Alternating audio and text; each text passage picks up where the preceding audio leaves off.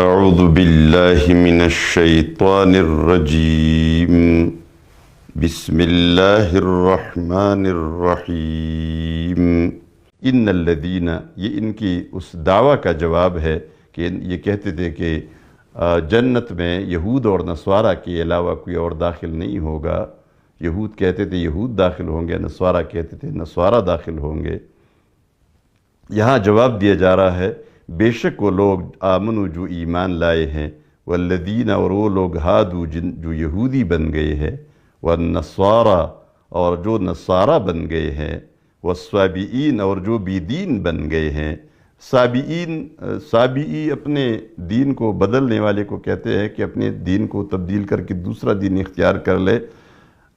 یہ ایک جماعت تھی پہلے موجود تھی جو بعد میں بنی اسرائیل میں ضم ہو گئی ہے۔